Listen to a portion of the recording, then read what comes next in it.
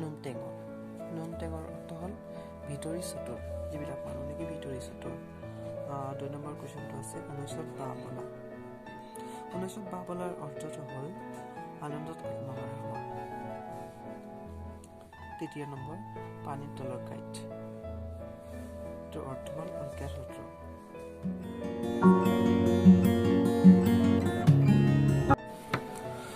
Friends, বলক আজি আমাৰ ভিডিঅ'টো আৰম্ভ কৰোঁ। আজিৰ ভিডিঅ'ত আমি শিকিম খণ্ড বাক্যৰ জতুটা, যি নেকি 2019 পৰীক্ষাত আহি গৈছিলে। টাইম ৱেষ্ট নকৰি আমি কেইটামান কুৱেশ্যনছ আলোচনা কৰোঁ। প্ৰথমতে আছে নোমটেঙৰ অৰ্থ হ'ল ভিতৰি চতুৰ, যিবিলাক মানুহ নেকি ভিতৰি চতুৰ। 2 নম্বৰ কুৱেশ্যনটো আছে 19ত বাহ বলা।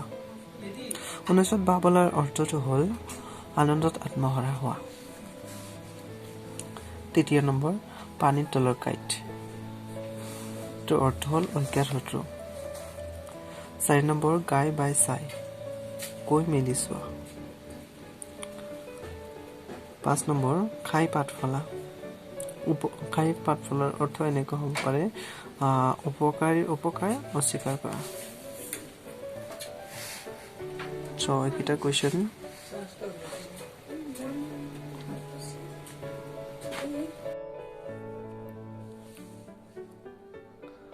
মানুহজন যে আচলতে নোমটেঙৰ আছিল, আজিৰ ঘটনাটোৰ পাছতে সকলোৱে গম পালে। হঠাতে চাকৰিটো পাই ল'ৰাজনে 19ত বাহ বলাইছে। বাহ বলা হৈছে ন,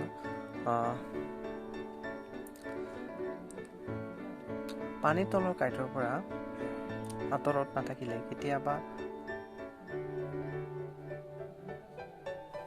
কেতিয়াবা কোনো সমস্যাৰ সন্মুখীন হ'ব লগা হ'ব পাৰে। এইটোৰ পৰা সাৱধান। একমাত্ৰ সন্তানটোক জীৱন দান দিয়াৰ বাবে মাক দেউতাকে ভগৱানৰ ওচৰত কতনো গাই বাই চালে, কিন্তু নাবাচিল। টকা পইচাৰে ইমান সহায় কৰাৰ পাছতো খাই পাত ফলা মানুহজনে মূল্য বুজি নাপালে।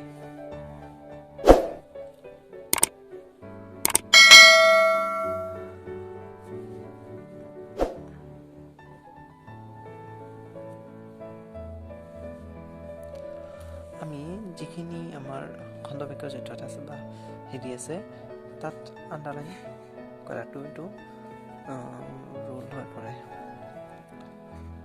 দিবই লাগে। সেইকাৰণে আমি এইটো ফাৰ্ষ্ট দিছোঁ। ভিডিঅ'টো যদি ভাল লাগে প্লিজ লাইক, শ্বেয়াৰ, আৰু যদি কিবা নুবুজা থাকে